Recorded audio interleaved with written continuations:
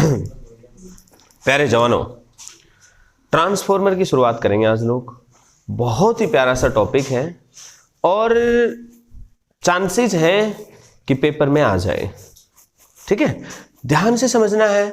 बहुत सी ऐसी बातें होंगी, बहुत छोटी छोटी बातें होंगी, लेकिन 1 मार्क के, 2 नंबर के, 3 नंबर के क्वेश्चन यहाँ से डायरेक्टली बन सकते हैं। मतलब छोटी छोटी बातें भी पूछी जा सकती है, कहने का ये मतलब है। इसलिए ध्यान से इस टॉपिक को समझना। ठीक है, तो चलिए शुरू करते हैं। सबसे पहले बात यह आती है कि साहब ट्रांसफॉर्मर करता क्या है, पर्पस क्या है, क्या चीज होती है, ये बताओ।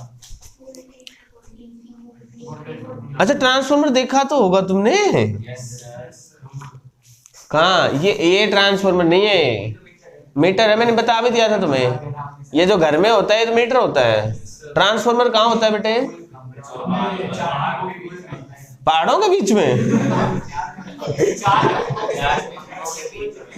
हाँ, जैसे गांव है तो गांव में 1-2 ट्रांसफॉर्मर होंगे, गांव में 1-2 ट्रांसफॉर्मर होंगे, 3 हो जाएंगे ज्यादा से ज्यादा, ऐसा ही है ना। 4 ट्रांसफॉर्मर आपके गांव में? हाँ, हो सकते हैं, या कुएं पे। हाँ, हो सकते हैं यार, तुम दिल पे ले गए मेरी बात। मैं सिर्फ ये डिफरेंशिएट कर रहा था कि मीटर तो हर घर का एक होगा, लेकिन ट्रांसफॉर्मर हर घर का एक नहीं होता।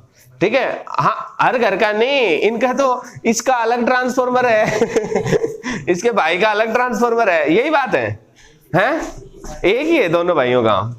तो बेटे, ट्रांसफॉर्मर एक वो डिवाइस होती है, रक्षित बेटे ध्यान से सुनना। ट्रांसफॉर्मर वो डिवाइस है जो एसी, ध्यान से समझना, एसी अल्टरनेटिंग वोल्टेज लो को हाई में और हाई को लो में बदले। मतलब ट्रांसफॉर्मर क्या है? डिवाइस है। It is a device. कैसे डिवाइस है? अच्छा, कुछ लोग बड़े धांसू तरीके से लिखते हैं, it is a device, it is very special device, it has many special uses, it is use for various special purposes. एक धेले की बात काम के नहीं लिखी, लेकिन लाइन 4 भर दी। ठीक है ना? हाँ, it is a device which,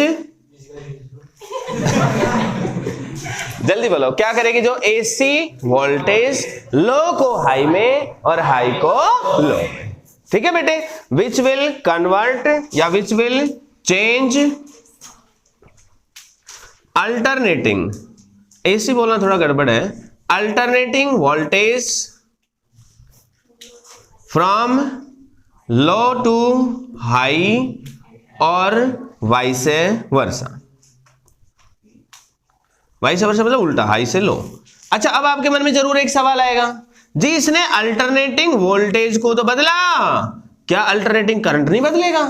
क्या करंट भी हाई से लो हो जाएगा या लो से हाई हो जाएगा? तो बेटे, करंट भी बदलता है। जब वोल्टेज हाई से लो होती है, हाई वोल्टेज से लो हो गई, तो उस समय करंट भी चेंज होगा, लेकिन वो हाई से लो नहीं होगा, बल्कि वो लो से हाई होगा। मतलब वोल्टेज लो हो जाएगी तो करंट बढ़ जाएगा। ये सारी तमाम बातें हम आने वाली बातों में देखते चलेंगे। ठीक है, तो ये सारी बातें आपको देखते चलेंगे हम लोग। तो बेटे, ऐसा ट्रांसफॉर्मर, प्यारे जवानों ध्यान से समझना, इसके लिखने की स्टाइल बड़े इंपॉर्टेंट है। बेटे, एक वर्ड बहुत बहुत इंपॉर्टेंट है, दैट इज अल्टरनेटिंग। अल्टरनेटिंग, क्या ये डायरेक्ट वोल्टेज को बदल सकता है? क्या? ना जी ना। क्या ये डायरेक्ट वोल्टेज को बदलेगा? क्या? ना जी ना, ये डायरेक्ट वोल्टेज को नहीं बदलेगा। क्या ये एसी को डीसी में बदलेगा? ना। ये इनपुट में क्या लेगा? एसी। आउटपुट में भी क्या देगा? एसी। क्या एसी को डीसी में बदलता है ये? ना। लेकिन डीसी को एसी में बदलता है क्या? एसी था एसी रहेगा, बस फर्क है उसकी वोल्टेज के एम्पलीट्यूड की वैल्यू कम या ज्यादा हो जाएगी। यस और नो? अब बेटे, सवाल ये उठता है, क्या ट्रांसफॉर्मर फ्रीक्वेंसी को बदलेगा? मान लो 50 हर्ट्ज की फ्रीक्वेंसी थी, ट्रांसफॉर्मर में डाली, तो बाद में जो फ्रीक्वेंसी निकलेगी अल्टरनेटिंग करंट की, क्या उसमें कोई बदलाव आएगा? ना जी ना। अब सवाल आता है, क्या ये फेज को बदलेगा? जो इनपुट वोल्टेज है, मान लो इनपुट वोल्टेज हाई आया है, तो उस समय जो आउटपुट वोल्टेज आएगा क्या वो भी हाई आएगा? बेटे, यहां पर अंतर है। कितना अंतर है? 180 डिग्री का। इनपुट और आउटपुट वोल्टेजेस में फेज का चेंज होता है, फेज का डिफरेंस होता है। 180 डिग्री का कैसे अपीयर होगा, ये बात भी हम लोग डिस्कस करने वाले हैं, ठीक है। लेकिन यदि नॉर्मली आता है तो पहले आपको इसकी सारी तमाम बातें पता होनी चाहिए। लिखने का तरीका बड़ा इंपॉर्टेंट है इसमें। तो मैंने आपको बताया ट्रांसफार्मर क्या है, एक ऐसी डिवाइस है जो अल्टरनेटिंग वोल्टेज लो को हाई में बदलेगी, हाई को लो में बदलेगी। क्लियर हुआ? उसके बाद इसको आप सिंबॉलिक फॉर्म में इस तरीके से दिखा सकते हैं। ये इसके टाइप्स हैं बिहाफ ऑन द वर्किंग, कि यदि हमने यहां पर एसी अल्टरनेटिंग, एसी की बजाय मैं अल्टरनेटिंग लिखता हूं, एक्चुअली करेक्ट वर्ड तो अल्टरनेटिंग है। अल्टरनेटिंग लो वोल्टेज थी बेटे, लो वोल्टेज थी, उसको इसने किसमें कन्वर्ट कर दिया बेटे? अल्टरनेटिंग में कन्वर्ट किया। लेकिन लो को किसमें कर दिया? हाई। तो बेटे हमने ना इसका एक नाम रखा हुआ है, हमने नाम रखा है स्टेप अप ट्रांसफॉर्मर। क्या नाम रखा है बेटे? Step up transformer. तो स्टेप अप ट्रांसफॉर्मर कौन सा हुआ? जो लो वोल्टेज एसी वाले को हाई वोल्टेज, ऐसे मतलब बेटे ये जो नाम दे रखे हैं ये वोल्टेज के हिसाब से हैं। जब यहां पर वोल्टेज लो है, इस समय यहां पर करंट जो है वो हाई होता है, और यहां पर जब हाई वोल्टेज है तो जो करंट है वो लो होता है। तो इस करंट के हिसाब से यहां पर नाम नहीं दे रखे हैं। तो गलती से स्टेप अप ट्रांसफॉर्मर में आपको ये नहीं बोलना है कि साहब ये ऐसी चीज है जो हाई, करंट हाई पर था और उसको मतलब सॉरी करंट को लो से हाई में बदले। ऐसा नहीं, करंट बल्कि क्या हो रहा है यहां पे? हाई से लो। कैसे हुआ ये बात धीरे धीरे वर्किंग में आपको अच्छे से समझ में आ जाएगी, ठीक है। तो आप सिर्फ नाम दे रहे हैं तो आप सिर्फ वोल्टेज के हिसाब से नाम दें, करंट में आप कंफ्यूज हो सकते हैं, इसलिए उसकी चर्चा ना करें। एक टाइप तो ये है स्टेप अप ट्रांसफॉर्मर। एक दूसरा टाइप है बेटे, वो क्या करेगा बेटे? यहां पर हम इनपुट देंगे, उसमें अल्टरनेटिंग हम इनपुट देंगे। कैसा देंगे? अल्टरनेटिंग। यहां लो वोल्टेज इनपुट दिया था, हम इसमें क्या देंगे? हाई वोल्टेज, हाई वोल्टेज, ठीक है। और हमें आउटपुट में क्या मिलेगा? डायरेक्ट मिलेगा कि अल्टरनेटिंग मिलेगा? अल्टरनेटिंग मिलेगा। और कैसा मिलेगा? लो। यदि ऐसा मिला, हाई दिया था, लो मिल गया, this is step down transformer, this is step down. अब बेटे एक सवाल और आता है, एक बार आया बोर्ड के एग्जाम में कि भाई साहब जो टाइप ऑफ वाइंडिंग्स है वो किस तरह की होती हैं, या on the behalf of the construction transformer के कितने टाइप हैं। तो बेटे हम दो टाइप के ट्रांसफॉर्मर हम यहां पर डिस्कस करते हैं, ठीक है। तो मैंने क्या बताई दूसरी बात? कंस्ट्रक्शन के बिहाफ पर टाइप्स हैं, types behalf on the construction, types behalf on the construction. एक तो ये लिख सकते हैं आप, या फिर क्या लिख सकते हैं? टाइप्स ऑफ वाइंडिंग्स, की वाइंडिंग्स को कितने तरीके से हमने कर रखा है। क्लियर हुआ? तो मेरे प्यारे जवानों, वाइंडिंग्स को हम यहां दो तरीके से कर रहे हैं। पहला क्या तरीका है बेटे? हम यहां पर जो वाइंडिंग करेंगे, हम यहां पर देखो दो कॉइल्स का यूज करने वाले हैं। एक कॉइल में हम करंट सप्लाई करेंगे, जिस कॉइल में हम करंट सप्लाई करेंगे उसको हम प्राइमरी कॉइल का नाम देंगे, और बेटे जिसके अक्रॉस हमें आउटपुट मिलेगी उसको हम सेकेंडरी का नाम देंगे।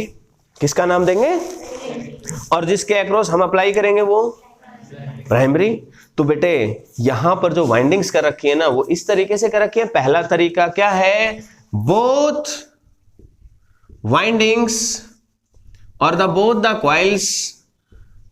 Coils primary as well as secondary are wound on separate limbs of iron core. हम यहां पर एक आयरन कोर यूज करेंगे। साहब ये क्या चीज है जी? देखो अभी समझ में आ जाएगा। हमने एक ऐसा ढांचा यूज किया, ये लोहे से बना हुआ है। अच्छा ये लोहे से क्यों बना है, और क्या ये पूरा ढांचा एक ही है या स्लॉटेड है? क्या थिन शीट्स मिलके बना रही है?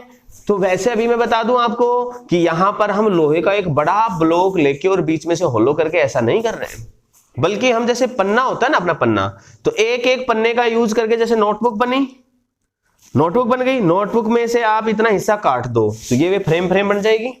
बेटे फ्रेम जैसी बन जाएगी कि नहीं बन जाएगी? तो हमने ऐसा ही यूज किया है। पूरा लोहे का एक सिंगल पीस नहीं लिया हमने, ना, बल्कि स्लॉटेड लिया। इसके पीछे का कारण है हम लोग जानेंगे इसकी वर्किंग के दौरान, हम जब इसके लॉस पढ़ेंगे तब जानेंगे कि स्लॉटेड लेने से इसमें फायदा मिलता है, हमें लॉस कम होते हैं, एडी करंट लॉस डिक्रीज होते हैं। ठीक है, तो अभी अपने को समझना है, ये जो टुकड़ा लिया है हमने, ये आयरन कोर ली है। क्या लिए बेटे? Iron core. इसकी दो भुजाएं ली हमने, एक ये और एक ये।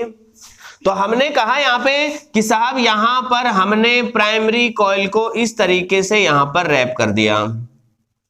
अब एक पर हमने प्राइमरी को रैप किया, यहां पर हम इनपुट दे रहे हैं, तो इसका नाम हम क्या देंगे? Primary coil. और जो दूसरी कॉइल है बेटे, उसको हमने यहां पर रैप कर दिया। दूसरी कॉइल को कहां पर रैप कर दिया हमने? यहां।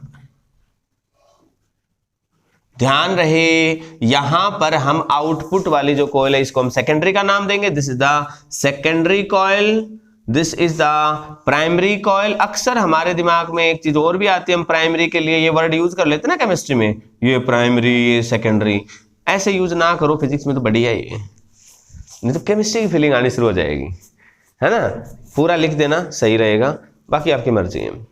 जवानों एक चीज ध्यान रखना, यहां पर मैंने सेकेंडरी कॉइल को किसी लोड से कनेक्ट नहीं किया है, ये ओपन यहां पर है, क्योंकि अपने सिलेबस में जो ट्रांसफॉर्मर है दैट इज बेटे नो लोड ट्रांसफॉर्मर, उसमें हम किसी तरह का कोई लोड अप्लाई नहीं कर रहे हैं।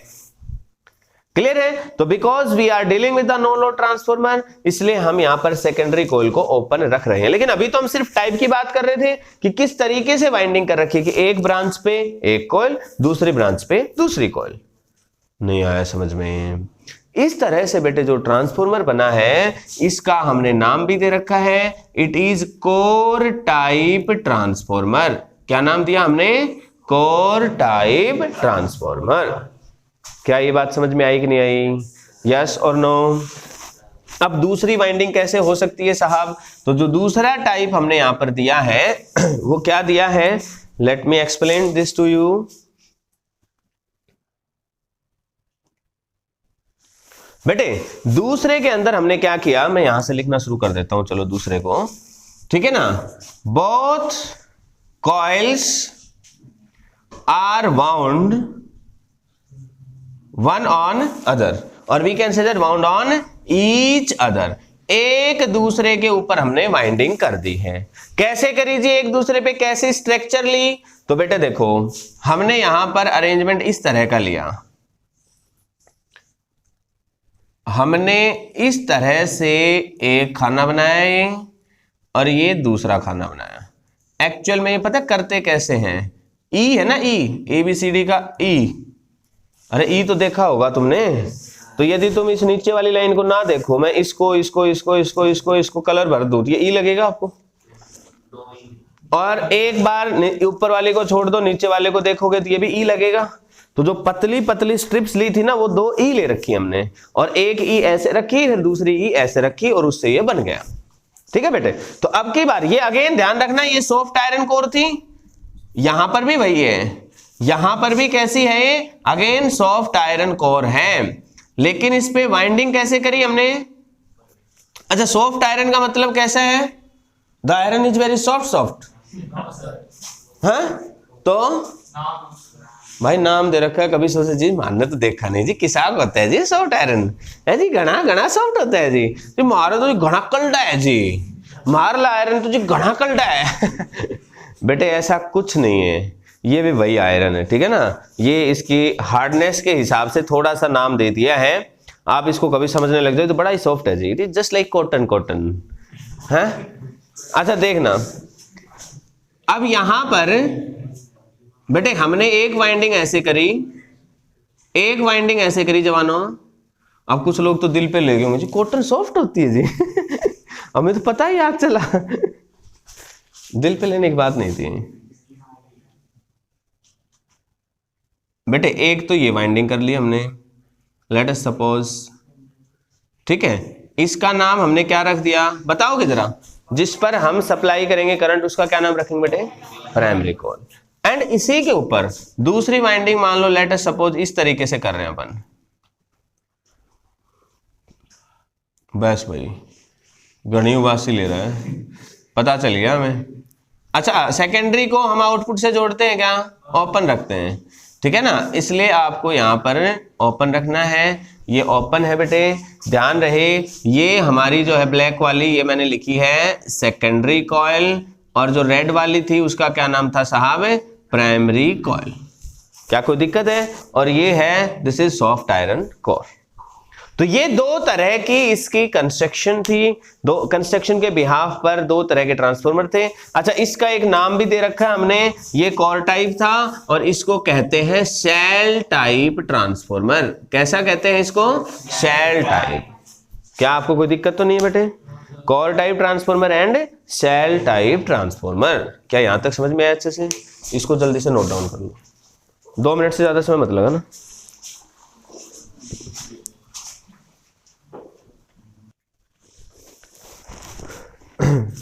तो जवानों, अच्छा एक चीज और लिख लो इसमें, जो सेल टाइप ट्रांसफॉर्मर है ना, आपने अपने घर में पुराना कोई रेडियो टीवी वगैरह मिल जाएगा ना, तो उसमें आपको मिल जाएंगे। तो जो टीवी ट्रांसमीटर रिसीवर होते हैं इनके, रेडियो के, उनमें इनकी जरूरत पड़ती है।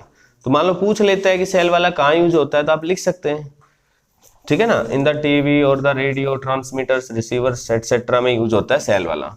कोर वाला आजकल के जो मॉडर्न ट्रांसफॉर्मर्स हैं वो कोर टाइप के ही आ रहे हैं, तो आप इसके ये बात भी यहाँ पर आप नोट डाउन कर लें, कोर टाइप और सेल टाइप में। ओके,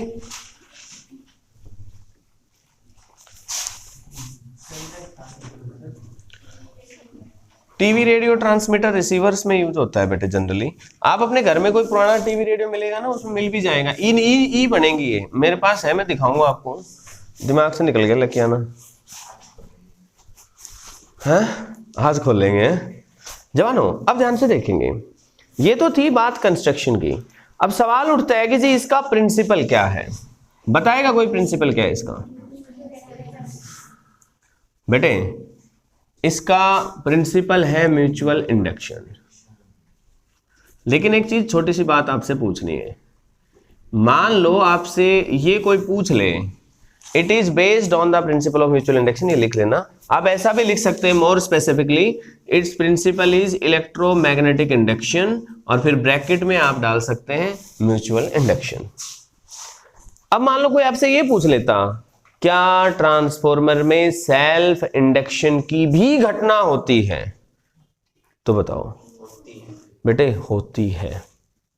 सेल्फ इंडक्शन की घटना भी होती है। सेल्फ तो होगी जब म्यूचुअल होगी तो, ठीक है ना, सेल्फ तो है ही है वहां पे, तो वो भी यहां पर पूछता है तो आप नकारेंगे नहीं। मान लो आपसे पूछ ले, which of the following are happening in the transformer, mutual induction, self induction, both, none, both आएगा। हालांकि ट्रांसफॉर्मर में आउटपुट वोल्टेज के लिए म्यूचुअल इंडक्शन रेस्पॉन्सिबल है, लेकिन यदि वो ये पूछ रहा है कि क्या हो रहा है सेल्फ इंडक्शन, तो हो तो रहा ही है भाई, हो तो रहा ही है, यस और नो, क्लियर है। अब बेटे एक बहुत इंपॉर्टेंट पॉइंट मैं आपको बता रहा हूं, प्रिंसिपल तो समझ में आया होगा। म्यूचुअल इंडक्शन का मतलब क्या है? म्यूचुअल इंडक्शन की बात चलो थोड़ा मैं और क्लियर कर दूं, क्या होता है म्यूचुअल इंडक्शन, बताना जरा। Whenever changing magnetic current is pass through a nearby coil, है ना, then EMF is induced in the neighbourhood coil, neighbouring coil, ठीक है ना। एक कॉइल में जब चेंजिंग करंट पास करेंगे तो दूसरे के अंदर इंड्यूस्ड ईएमएफ होगा, the phenomena is mutual induction. Okay, अब बेटे बात यह आती है, व्हाट आर द अजम्पशंस। प्यारे जवानों, ट्रांसफॉर्मर जो हम पढ़ने वाले हैं इसमें अजम्पशंस क्या क्या है, ये एक इंपॉर्टेंट पॉइंट है, आपको अच्छे से समझना है। पहला अजम्पशन, प्यारे जवानों, जैसा कि मैंने आपको बताया, since we are learning the no load transformer, हम नो लोड ट्रांसफॉर्मर पढ़ रहे हैं, इसका मतलब है the current through secondary coil is 0। कितना है बेटे? Current through secondary coil is 0, that is secondary coil is not connected to the load, ये लोड के साथ कनेक्टेड नहीं। क्या आपको ये बात समझ में आई? हेलो, ठीक है बेटे। अब बेटे ये चीज हम यूज करेंगे कि करंट इन द सेकेंडरी, मान लो IS लें हम, तो IS की वैल्यू हम क्या, जब एक्सप्रेशन डिराइव करेंगे उस समय अजम्पशन लेंगे फिलहाल किसी तरह का कोई करंट इसमें से फ्लो नहीं कर रहा है। This will be required for the derivation. दूसरी बात क्या है, यस बेटे अभी बताता हूं बेटे, अभी इसकी वर्किंग में सारी बात समझ में आ जाएगी, ठीक है। अच्छा, दूसरी एजम्पशन और क्या लेते हैं बेटे हम यहाँ पे, हम ये मानते हैं कि जितना flux, magnetic flux primary coil के साथ लिंक्ड है वो सारा का सारा सेकेंडरी में से पास हो रहा है। ये दूसरी एजम्पशन है। तो क्या मानी दूसरी एजम्पशन हमने, मैग्नेटिक फ्लक्स, बोलो शाबाश, linked with primary coil is completely passing through secondary. ये सेकेंडरी से भी पास हो रहा है, या फिर आप ये लिख सकते हो also linked with the secondary coil, कि वो सेकेंडरी के साथ भी लिंक्ड है। क्या यहां तक समझ में आया बेटे? Now the third and very most important assumption is the current as well as resistance of primary coil is negligible, मतलब it is very low. The current as well as the resistance both are very low, both are negligible. अब interesting बात है, हमें मालूम है V equal to I R होता है, तो I की वैल्यू V बाई आर होती है। रेजिस्टेंस लो है तो करंट तो हाई होना चाहिए यार। ये तो अजीब सी बात बोल रहे हैं, ये तो बड़ी अजीब सी बात बोल रहे हैं कि भाई current and the resistance R very low. ये तो बड़ी अजीब बात बोल दी इसने। इस रिलेशन के लिए वोल्टेज का कांस्टेंट होना जरूरी है, तब हम कहेंगे कि भाई रेजिस्टेंस यदि कम है तो करंट बदले। यहां पर इसका मतलब वोल्टेज में कुछ गड़बड़ होगी है। चलो इसको हम वर्किंग में देखेंगे कि किस तरीके से ये हमें हेल्प करता है अजम्पशन, ठीक है। तो क्या पहले आपको ये तीनों अजम्पशन अच्छे से समझ में आ गई? ये तीनों याद हो जाने चाहिए टिप्स पे। क्या अजम्पशन है ट्रांसफार्मर के बताओ? सेकेंडरी में से कोई करंट पास नहीं हो रहा। हम लोग क्या पढ़ रहे हैं? No load transformer. No load transformer का क्या मतलब है बेटे? सेकेंडरी का करंट कितना है? 0। प्राइमरी का करंट भी कितना है? उसमें 0 तो नहीं है, 0 होगा तो इनपुट कहां से देंगे, है ना। लेकिन उसमें लो है, यहां पर 0 है, नेग्लिजिबल की लो लिख लो, दैट इज गुड, है ना। रेजिस्टेंस और करंट दोनों ही क्या है? लो, क्योंकि यदि वो 0 कर दिया हमने तो इनपुट कहां से देंगे, ठीक है ना। तो करंट तो है but that current is low. अब सवाल ये उठता है तीसरा क्या है? मैग्नेटिक फ्लक्स जितना प्राइमरी में लिंक था वो सारा का सारा किस में है? सेकेंडरी में लिंक है। क्या ये बात समझ में आई अच्छे से? कोई डाउट तो नहीं है? श्योर। प्रिंसिपल और इसके अजम्पशंस ये क्लियर हो गए। अब एक बार जल्दी से यहां तक लिखो, फिर मैं इसकी थ्योरी को एक साथ नोट डाउन करा देता हूं, इसके एक्सप्रेशन को। कहां पे बेटे? तो जवानों अब देखते हैं वर्किंग। बहुत ही सिंपल सी बात है लेकिन बहुत प्यारी सी है, आपको ईमानदारी से समझना है, ठीक है भाई साहब। हमने लिखा, ये हमने कॉइल ली, हाँ ठीक है कॉइल। अब ठीक है बेटे रक्षित, हाँ चलो ये कॉइल ले ली हमने। कौन सी कॉइल है? कुकू, वाह, प्राइमरी बोलेंगे इसको। और ये दिखाने का तरीका है, कि प्राइमरी कॉइल को हमने सेकेंडरी कॉइल के साथ कपलिंग कर रखी है, ठीक है ना, कि इसका मैग्नेटिक फ्लक्स इसमें जा रहा है। ये रिप्रेजेंटेशन का तरीका है। एक प्रकार से ऐसा समझ सकते हो कि ये दोनों आयरन कोर के थ्रू दिखी हुई है, ये सिंबल बना रखा है आयरन कोर के लिए, ठीक है। अब भाई ये जो सेकेंडरी कॉइल है, मेरे प्यारे जवानों मुझे एक बात बताओ, क्या सेकेंडरी कॉइल किसी लोड रेजिस्टेंस से जुड़ी है? क्या नहीं जुड़ी, ये किसी लोड रेजिस्टेंस से नहीं जुड़ी है। This is the primary coil, this is the secondary coil. Primary coil में हमने इनपुट दिया है, ये इनपुट कैसा दिया है हमने, अल्टरनेटिंग। सेकेंडरी के अक्रॉस भी हमें आउटपुट मिलेगी, वो भी कैसी मिलनी है, अल्टरनेटिंग। क्या कोई डाउट है बेटे, क्या कोई कंफ्यूजन है? अब बेटे देखो सवाल क्या है, हम पहले पैरामीटर्स को मान लें, ठीक है।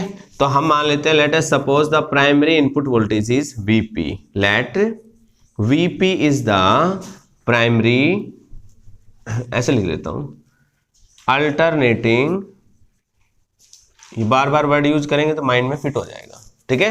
अल्टरनेटिंग इनपुट एट प्राइमरी, ठीक है ना, alternating input voltage at primary coil. ऐसे ही Vs क्या ले लोगे बेटे, alternating output voltage at primary की जगह क्या लिख देंगे, सेकेंडरी कॉइल, ठीक है।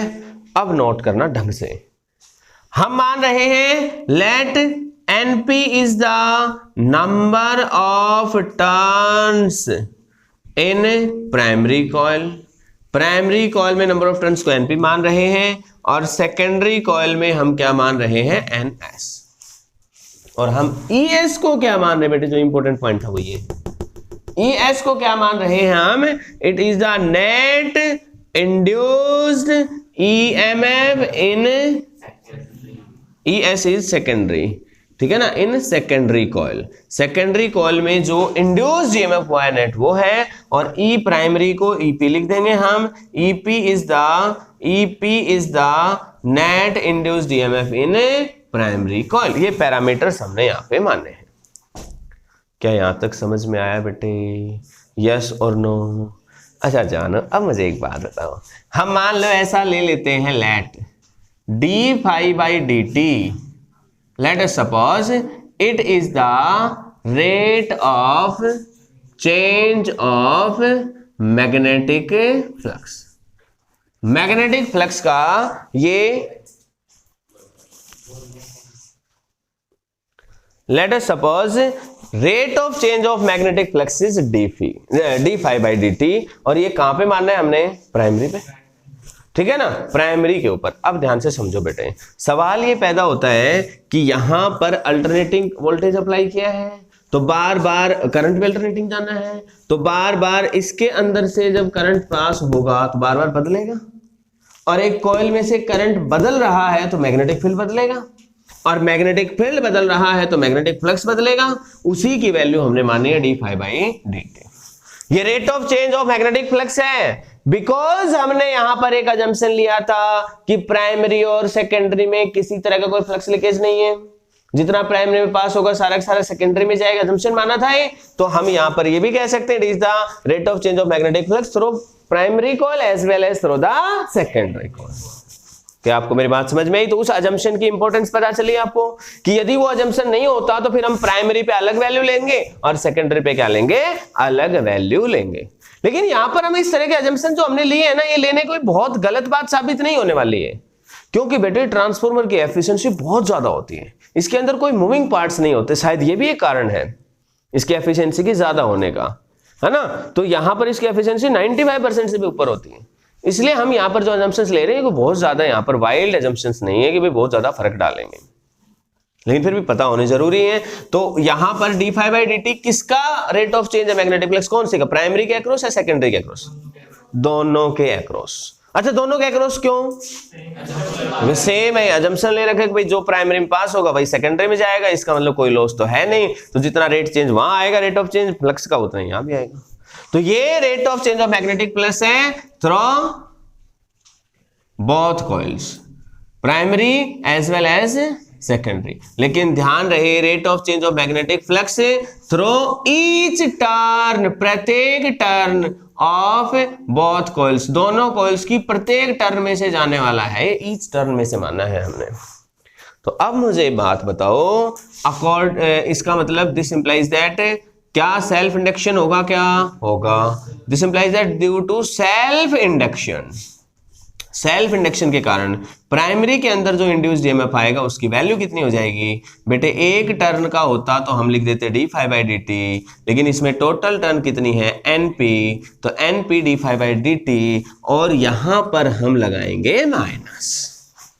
अब इस माइनस की अपनी इंपॉर्टेंस है, बताओ ये माइनस किसके कारण आया है, लेंज लॉ के कारण। लेंज लॉ के कारण according to laws of EMI, Faraday's law के कारण तो मैग्नीट्यूड आ जाएगा E = n d∅dt, लेकिन माइनस साइन किसके कारण आएगा, लेंज लॉ के कारण। अब यहां पर एक बहुत इंपॉर्टेंट सा पॉइंट है।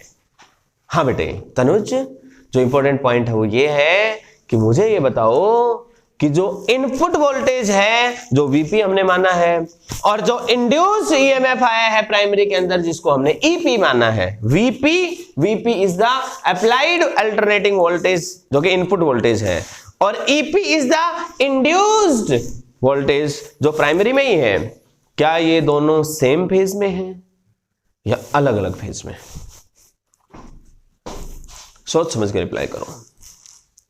अब जरा सोचो, जब अल्टरनेटिंग की पॉजिटिव साइकिल आएगी, जब अल्टरनेटिंग की पॉजिटिव साइकिल आएगी, जब इनपुट की बात कर रहा हूं मैं, इनपुट वाले की पॉजिटिव साइकिल आएगी, तो लेंज लॉ के अकॉर्डिंग ये क्या चाहेगा, उसको सपोर्ट करना कि अपोज करना। तो जब वो बढ़ रहा होगा, मान लो 0 से 1 2 3 4 5 ऐसे आ रही है साइकिल, तो ये क्या चाहेगा, उसको घटाना। तो ये कब घटा सकता है, जब ये खुद नेगेटिव में आए, तो -1 -2 -3 ऐसे आए। अरे यस और नो? इसका मतलब ये है बेटे कि EP प्राइमरी वाला और VP जो प्राइमरी पे हमने इनपुट दिया है, इन दोनों में 180 डिग्री का फेज चेंज है। क्या ये बात समझ में आई बेटे? बहुत इंपॉर्टेंट पॉइंट है। ये ऐसी छोटी छोटी चीजें हैं जो हम अक्सर भूल जाते हैं। आप लॉजिकली चलोगे तो गलती नहीं होगी। क्या भाई इनपुट दे रहे हो, सेल्फ इंडक्शन हुआ तो लेंज लॉ के अकॉर्डिंग माइनस लगा है, तो ये माइनस साइन के कारण यहां पर हम क्या कह सकते हैं कि 180 डिग्री का फेज रिलेशन है, फेज चेंज है। अब आएगा दूसरा अजम्पशन। प्यारे जवानों, अब मुझे एक बात बताओ, जितना इस प्राइमरी पे हमने इनपुट दिया उतना का उतना इसमें एक प्रकार से लगभग उतना ही, बिकॉज हम मान रहे हैं कि इसका कोई रेजिस्टेंस नहीं है, इसमें से करंट भी लो है। इसका मतलब क्या है, कब पॉसिबल है करंट लो होना, जब इसके अक्रॉस जो सेल्फ इंडक्शन है और जो अप्लाइड वोल्टेज है VP, और जो सेल्फ इंड्यूस्ड वोल्टेज है जो उसमें अपोजिट पैदा हुई है, दोनों लगभग बराबर एम्पलीट्यूड की हो, तभी तो ऐसा पॉसिबल है कि करंट कम हो जाए। भाई वोल्टेज कैंसिल हो रही होगी ना, तभी तो करंट कम हो सकता है। भाई करंट काफी कम है, तो करंट कब हो सकता है कम, बताओ? जब अपोजिट होंगे, जब एक दूसरे को कैंसिल कर रहे होंगे। मतलब जब हमारी अप्लाइड वोल्टेज जो है, कौन सी वोल्टेज, जो अप्लाइड वोल्टेज है उसकी पॉजिटिव साइकिल आ रही है, तो इसकी उस समय क्या ही होगी, नेगेटिव। और जितनी इसमें पॉजिटिव आ रही होगी उसी समय इसकी भी ज्यादा नेगेटिव जा रही होगी, और लगभग दोनों बराबर से रहे होंगे क्योंकि हमने करंट को लो माना था प्राइमरी में। तो since IP current in the primary as well as resistance in the primary are low, इसका मतलब हम ये कह सकते हैं कि जो हमारा यहां पर अप्लाइड वोल्टेज है इनपुट पर, this is approximately equal to the magnitude of the induced EMF at the primary. इसका मैग्नीट्यूड लिया मैंने, साइन का लफड़ा तो मैंने बता दिया। साइन के कारण तो ये दोनों अपोजिट फेज में हो गए। इन दोनों में कितने डिग्री का अंतर आया बेटे फेज का, 180 डिग्री के। 1 मार्क में पूछा जा सकता है, आया नहीं है कई दिनों से, आ सकता, अटका हुआ सवाल है, इसलिए ध्यान से समझ लें। ठीक है, तो मैं यहां पर भी मैग्नीट्यूड लगा दूं ताकि आपको कोई कंफ्यूजन नहीं होगा। ओके, तो मैं सिर्फ क्या लिख रहा हूं कि VP की जो वैल्यू आ गई बेटे, वो मैग्नीट्यूड लूंगा तो मैं माइनस को हटा ही दूंगा, माइनस का कोई लेना देना नहीं है। NP d∅dt, this is equation number 1। सवाल ये उठता है ये दोनों बराबर मैंने क्यों लिखे, समझ में आया आपको? क्योंकि लो करंट है, तो जितना उसमें अप्लाइड इनपुट वोल्टेज होगा लगभग उतना ही उसमें इंड्यूस्ड EMF आएगा। ठीक है ना, उतना ही उसमें इंड्यूस्ड EMF आएगा। इतना इंड्यूस्ड EMF आएगा तो लगभग क्या होंगे, दोनों बराबर होंगे। अजम्पशन ले रखा है तो बराबर रख दिया हमने, कोई दिक्कत तो नहीं है बेटे। नाउ यहां पर लिख दूं, चलो। Now due to mutual induction, mutual induction के कारण क्या होगा सेकेंडरी में बताओ। अब म्यूचुअल इंडक्शन तो किसमें होना है, सेकेंडरी में। तो सेकेंडरी के अंदर जो इंड्यूस्ड ईएमएफ आएगा, induced EMF in the secondary, that will be equal to minus N in secondary into D phi by D T. भाई उसका जितनी एक टर्न में कितना फ्लक्स का चेंज था, D phi by D T. Total turn कितनी थी बेटे, एन एस। तो हमने क्या लिख दिया, ईएमएफ जो आएगा सेकेंडरी में वो कितना आएगा, minus N into S into D phi by D T. अब सवाल ये उठता है, सोच समझ के देना, पुनीत बताएगा। बेटे जो फेज है, फेज जो सेकेंडरी वाला ईएमएफ है और जो प्राइमरी वाला ईएमएफ है, इन दोनों में क्या फेज रिलेशन होगा। क्या ये दोनों सेम फेज में होंगे या दोनों में कुछ फेज का डिफरेंस होगा। और यदि फेज का डिफरेंस होगा तो कितना होगा, 0 होगा, 180 होगा, 360 होगा, 90 होगा, कितना होगा। अच्छा मुझे बताओ, जो म्यूचुअल होगी वो भी तो मेरे ख्याल से लेंज लॉ के अकॉर्डिंग आएगी। अरे यार भाई म्यूचुअल भी किसके कारण है, फ्लक्स के चेंज के कारण, तो वहां लेंज लॉ तो लगना ही लगना है। तो जब इनपुट, भाई म्यूचुअल जो आई है इसके अंदर वो भी तो इनपुट के कारण ही आई। तो इनपुट पे जब पॉजिटिव हो रही होगी तो इसमें करंट बढ़ रहा होगा, तो इसमें भी बढ़ रहा होगा। तो ये क्या चाहेगा, ना बढ़े, तो इसका मतलब यहां पर घट रहा होगा। इसका मतलब जब यहां पॉजिटिव आ रही है तो यहां पर क्या आ रही है, नेगेटिव। और यहां पर भी क्या आ रही थी उस समय, नेगेटिव। तो ये दोनों तो सेम फेज में हो गए।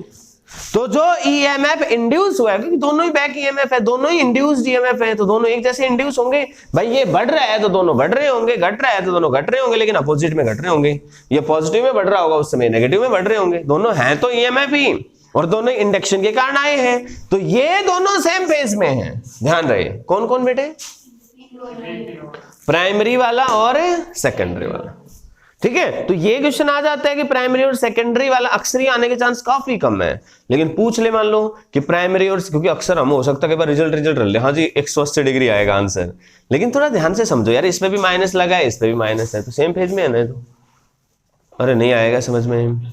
अब यहां पर की अजम्पशन बताओ, सेकेंडरी की क्या अजम्पशन थी, करंट क्या है सेकेंडरी पे, 0 माना हमने, ओपन मान रखा है सर्किट। अच्छा जवानो एक बात बताओ, मान लो हमारे पास कोई सेल होती, उस जैसे ये कोई सेल होती, इस सेल का कुछ इंटरनल रेजिस्टेंस होता, कुछ ईएमएफ होता, मान लो इसमें से कुछ करंट जा रहा होता, तो क्या ये इन दोनों पॉइंट के बीच में जो पोटेंशियल डिफरेंस है, क्या उसकी वैल्यू निकाल पाते, कैसे, very good, V equal to E minus I R, ऐसे तो आते। और मान लो मैं ही कह देता करंट 0 है तो V बराबर E हो जाता। भाई ये बात भी तो वैसी ही है, ये बात भी तो वैसी ही है। अब यहां पर एक ईएमएफ इंड्यूस हुआ, इसका मान लो कुछ इंटरनल रेजिस्टेंस है अपना, तो यहां पर जो वोल्टेज ड्रॉप आएगी सेकेंडरी के लिए, तो ये voltage drop in the secondary हम लिखेंगे, तो हम ये कैसे लिखेंगे, voltage drop in the secondary will be equal to EMF across the secondary minus current through the secondary and resistance of the coil secondary. लेकिन हमें मालूम है कि करंट इन द सेकेंडरी कितना है फिलहाल, 0। तो जब ये टर्म 0 हुई, इसका मतलब बेटे voltage drop across the secondary है वो ईएमएफ ऑफ द सेकेंडरी के बराबर आई, और हमें सिर्फ उसके मैग्नीट्यूड से मतलब है, उसका फेज रिलेशन से कोई मतलब नहीं है। फिलहाल वैल्यू देख रहे हैं इसलिए हम सिर्फ मैग्नीट्यूड ले लेते हैं। तो वोल्टेज अक्रॉस सेकेंडरी जितना अपीयर हुआ उसकी वैल्यू कितनी आ गई बेटे, N S D phi by D T, minus को हटा दिया हमने, दिस इज इक्वेशन नंबर 2। अब बताओ ये यहां तक समझ में आया आपको कि नहीं आया, कोई दिक्कत तो नहीं है। यहां पर मैंने मॉडुलस लगा रखा है, यहां मैं बिना मोड के लिख देता हूं, सिर्फ वैल्यू लिख रहे हैं, ठीक है, और कुछ नहीं है, सिर्फ समझाने के लिए लिखा मैंने। अच्छा अब चलो एक सवाल और पूछ लेता हूं आपसे, वीएस और ईएस ये दोनों फेज रिलेशन क्या है इन दोनों के बीच में, 180 डिग्री 0 डिग्री क्या है, वेरी गुड 0 डिग्री। आप रटो मत यार, जो यहां पर मिला वही तो आगे गया, आगे कोई है क्या फेज बदलने वाला। जब यहां पर जो जैसा मिला है वो का वो तो आउटपुट में गया है। मैं करंट और वोल्टेज का फेज रिलेशन नहीं पूछ रहा, दोनों ही वोल्टेज है, दोनों ही वोल्टेज है, दोनों ही क्या है बेटे, वोल्टेज। जब दोनों ही वोल्टेज है तो भाई ये ईएमएफ था और ये वोल्टेज डिफरेंस है, पोटेंशियल डिफरेंस है, तो यहां से यहां फेज डिफरेंस क्यों आएगा? तो यदि वो फेज डिफरेंस पूछता है इन दोनों के बीच में तो यहां भी 0 है। मेरी बात समझ में आई? मतलब देखो, इसका इसके साथ 180 का फेज चेंज हुआ, आगे किसी का आपस में फेज चेंज नहीं है, इसका इसके साथ फेज चेंज नहीं हुआ, इसका इसके साथ फेज चेंज नहीं हुआ, इसलिए यहां से यहां का फेज चेंज कितना हो गया? 180। समझ में आया? अच्छा, ये कोई लॉजिक नहीं है कि यहां से यहां चेंज हो चुका है इसलिए यहां से यहां चेंज नहीं हुआ, ये लॉजिक नहीं था। एक्चुअली में यहां से यहां तो सेल्फ इंडक्शन था, यहां से यहां क्या था? म्यूचुअल। लेकिन जब यहां से यहां 180 हुआ और यहां से यहां भी 180 हुआ तो ये दोनों सेम फेज में हो गए, और फिर यहां से यहां कुछ हो नहीं रहा तो ये भी सेम फेज में हो गए। तो इसमें आउटपुट में और इनपुट में कितना अंतर आ गया? 180। तो लास्ट वाला जो पॉइंट मैं लास्ट में नोट करवा दूंगा ये बात कि इसका मतलब हमारे पास क्या हो गया? इनपुट और आउटपुट वोल्टेजेस में जो गैप आया, डिफरेंस आया, पोटेंशियल का डिफरेंस आया, वो कितना आया बेटे? 180। अब बताओ समझ में आया कि नहीं आया? बेटे नहीं आएगा समझ में? अब यदि मैं यहां पर लिख दूं equation number 2 divided by equation number 1, तो 2 नंबर क्या है? Vs, और यहां पर क्या है? V primary. बेटे Vs में क्या लिखा हुआ है? सेकेंडरी है ना, n secondary d phi divided by dt, और प्राइमरी में क्या लिखा है? n primary d phi by dt। ये तो निपट ही गया बेटे। कुल मिलाकर यहां से आ गया अपने पास V secondary V primary this is equal to n secondary n primary. क्या किसी को कोई दिक्कत तो नहीं है? अब बेटे हम लोग यहां पर किसी तरह का एनर्जी लॉस ले नहीं रहे हैं, since no loss of energy is there, क्योंकि यहां पर किसी तरह का एनर्जी लॉस नहीं है। Since no loss of energy is considered, हम यहां पर किसी तरह का एनर्जी लॉस कंसिडर नहीं कर रहे हैं। इसका मतलब बेटे पावर इनपुट और पावर आउटपुट बराबर होने चाहिए, और इनपुट पावर के लिए अपन क्या लिख सकते हैं? Power equal to V into I. तो इनपुट पे कौन है? प्राइमरी, तो हम क्या लिख देंगे? प्राइमरी वोल्टेज, प्राइमरी का करंट इक्वल टू सेकेंडरी का वोल्टेज और सेकेंडरी का करंट। क्या समझ आया कि नहीं आया? यस और नो? पक्की बात है। अब आपके मन में एक सवाल नहीं आया कि जी सेकेंडरी का करंट तो 0 है?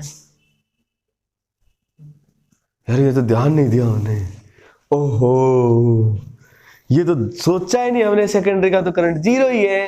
बेटे आपकी बात बिल्कुल ठीक है, नो लोड ट्रांसफार्मर के केस में वो चीज 0 ही है, लेकिन जब अपन उसको लोड के साथ कनेक्ट कर देंगे तो करंट तो जाएगा, डेफिनेटली आउटपुट लेंगे तो करंट तो आ ही रहा है।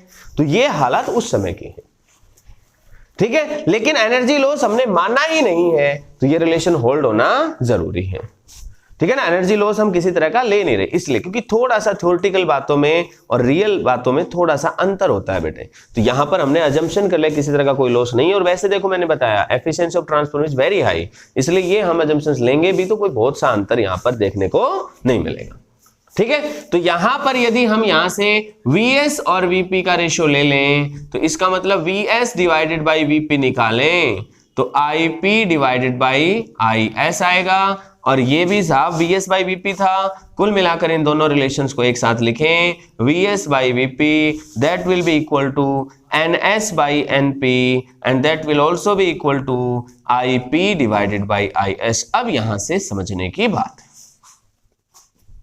देखो अच्छा इस रेशो का एक नाम रखते हैं हम, इस रेशो को हम टर्न रेशो कहते हैं या फिर ट्रांसफॉर्मेशन रेशो। टर्न रेशो इसका नाम है, और एक नाम और भी है इसका, that is transformation ratio. Transformation ratio समझ तो जाओगे शायद, है ना, ट्रांसफॉर्मेशन रेशो। अब बेटे सवाल ये है आपके सामने ही है, मान लो हमारे पास लिखना है ये आपको पूरा ना, ये स्टेप अप ट्रांसफार्मर है, ओके। तो स्टेप अप ट्रांसफार्मर है, इसका मतलब आउटपुट वोल्टेज ज्यादा है एज कंपेयर टू इनपुट, तो ये ज्यादा है इससे। ऐसा कब संभव होगा? जब नंबर ऑफ टर्न्स सेकेंडरी पे ज्यादा होंगी प्राइमरी से। अब समझ में आया बेटे भुवनेश कि नंबर ऑफ टर्न सेम होंगे कि अलग अलग होंगे? नंबर ऑफ टर्न ज्यादा होंगे, आउटपुट ज्यादा चाहिए, ज्यादा टर्न लगाओ। अच्छा, नंबर ऑफ टर्न्स ज्यादा होंगी। अब देखो ये है प्राइमरी, ये ज्यादा, ये भी ज्यादा, तो ये भी ज्यादा, लेकिन मतलब ये है प्राइमरी का करंट, मतलब साहब प्राइमरी का करंट ज्यादा होगा सेकेंडरी से। मतलब जब स्टेप अप ट्रांसफार्मर होगा, आउटपुट वोल्टेज तो ज्यादा है लेकिन आउटपुट वोल्टेज क्या है, कम। सॉरी, आउटपुट वोल्टेज ज्यादा है लेकिन आउटपुट करंट क्या है, कम। V ज्यादा है और करंट क्या है, कम, तभी पावर टोटल कांस्टेंट रह सकती है। यस और नो? तो जब मैंने स्टार्टिंग में बताया था कि जो नॉमेनक्लेचर हमने दिया है, जो नाम हमने दिया है स्टेप अप का, वो वोल्टेज के नाम से दिया है, करंट तो उस समय एक्चुअली कम हो रहा है। अच्छा, यहां पर ट्रांसफॉर्मेशन रेशियो की बात करें, K की बात करें, तो ये ग्रेटर देन 1 होगा। यही बात, डिटो सेम बात, यदि हम स्टेप डाउन के लिए बात करें तो जरा बताओ कि स्टेप डाउन में क्या होगा, उल्टा। Vs आउटपुट वोल्टेज क्या हो जाएगी, कम, तो ये कम हो गई, तो ये भी क्या हो जाएगा, सेकेंडरी के टर्न क्या हो जाएंगे, कम, और साहब करंट भी क्या हो जाएगा उस समय, कम। कौन सा कम हुआ, लेकिन प्राइमरी। अब की बार सेकेंडरी का करंट ज्यादा है और ये वैल्यू 1 से क्या हो गई, कम। कम बेटे, यहां पर ज्यादा थी रेशियो पहले, अब ये कम, ये कम, ये कम, तो ये भी कम ही होगा 1 से, है ना। नहीं आया बेटे समझ में? तो ये स्टेप अप और स्टेप डाउन के कुछ पैरामीटर्स थे जो मैंने आपको बताए। यहां पर एक हल्की सी बात और पूछ लेता है, वो एफिशिएंसी ऑफ ट्रांसफार्मर बताओ और लॉस ऑफ ट्रांसफार्मर, दो बातें और हैं यहां पे, ठीक है। तो एफिशिएंसी ऑफ ट्रांसफार्मर का कैसे डिफाइन करेंगे, बता सकते हो बेटे? Very good. एफिशिएंसी किसी भी चीज की हम बताते हैं, ऐसे तो बताते हैं, efficiency equal to output power divided by input power. और यदि इन टर्म्स ऑफ परसेंटेज लेके आना है तो इन परसेंटेज एफिशिएंसी कितनी आ जाएगी, output power upon input power into 100। अच्छा, एक चीज ध्यान रखना, आउटपुट पावर को हम वहां से लिख भी सकते हैं, output current into output voltage. Output voltage कौन से बेटे, प्राइमरी वाली या सेकेंडरी वाली? Very good, secondary. और करंट भी सेकेंडरी वाला, यस और नो? ऐसे ही इनपुट पे कौन से हैं, दोनों प्राइमरी के, तो वो वैल्यूज हम यहां पर लिख सकते हैं, ठीक है। अब क्या वाकई आपको समझ में आया था फेज वाला रिश्ता कि नहीं? मैं एक बार पूछ लूं, नोट डाउन भी कर लोगे साथ साथ फिर आप। वैसे एक छोटी सी बात आपसे पूछूंगा, मुझे बताना है phase relation between V primary and E primary, बताओ कितना फेज डिफरेंस है? फेज डिफरेंस कितना है, 180। बिल्कुल सही है। किस किस में? प्राइमरी के वीपी में, मतलब इनपुट वोल्टेज थी और जो उसमें इंड्यूस्ड ईएमएफ के कारण आई वो। अच्छा, मैं आपसे पूछूं वी प्राइमरी, चलो ई प्राइमरी और ई सेकेंडरी, इसमें बताओ प्राइमरी में इंड्यूस्ड ईएमएफ और सेकेंडरी में इंड्यूस्ड ईएमएफ कितना आएगा बेटे? 0। क्या हो गया बेटे? कर दिया, वाह तगड़ा कलाकार है। अच्छा, ये और बता दें, प्राइमरी सेकेंडरी हो गया, इसमें फेज डिफरेंस कितना आ गया बेटे? 0। अच्छा बेटे, वी ई सेकेंडरी, लिसन बेटे, ई सेकेंडरी, चलो मैं ये पूछ लेता हूं पहले, वी प्राइमरी और वी सेकेंडरी, इसमें बताओ। 180। अब कौन बच गया? एक चीज और बच गई छोटी सी, ये दिख भी रहा है कि नहीं तुम्हें? ई प्राइमरी, एक मिनट, वी प्राइमरी हो गया वी सेकेंडरी के साथ, वी प्राइमरी हो गया ई सेकेंडरी के साथ, तो वी प्राइमरी और ई सेकेंडरी, या फिर ऐसा लिखो ना, एक मिनट, ये तो कर ही लोगे जब आप ये हो जाएगा, तो ये लिख लो ई सेकेंडरी और वी सेकेंडरी, ये बताओ। 0। अब ये एक्चुअली मैंने इसलिए लिखा है ताकि याद रखने में आसानी हो, 180 0 180 0, लेकिन हम क्लेश मत काट देना यार तुम, कई हो रहे हैं इसमें जी 180 लिख के आए कि 0 लिख के आए, तो यदि हमें लास्ट वाली बात है ना वो याद रख लेना तुम, इनपुट एंड आउटपुट। यदि इन वोल्टेजेस की बात करें तो 180 डिग्री का फेज चेंज है। इनपुट का मतलब है बेटे वी प्राइमरी और आउटपुट का मतलब है वी सेकेंडरी, तो वी प्राइमरी और वी सेकेंडरी इसका 180 था इनपुट और इसका इनपुट 180, इन दोनों में तो इंडक्शन के कारण था तो एक जैसा आया, और इन दोनों में ई सेकेंडरी और वी सेकेंडरी, ये तो एक ही तरफ की आउटपुट थी इसलिए इसमें क्या आएगा 0। ठीक है, बाकी ये जरूर याद रखना। अच्छा, फ्रीक्वेंसी में कोई बदलाव आता है क्या? नहीं आता है, ये लास्ट में हम नोट डाउन कर लेंगे। तो पहले एक बार इतना लिख लो। अभी वक्त बच रहा है कि नहीं? 7 बज गए। चलो कोई नहीं, आज इतना लिख लो, लॉस कल करा दूंगा मैं। ठीक है, सिर्फ लॉस बचे, घर से पूरा करके लाना बेटे। ज्ञान बूस्टर में जितने भी क्वेश्चंस हैं ट्रांसफार्मर के पूरे।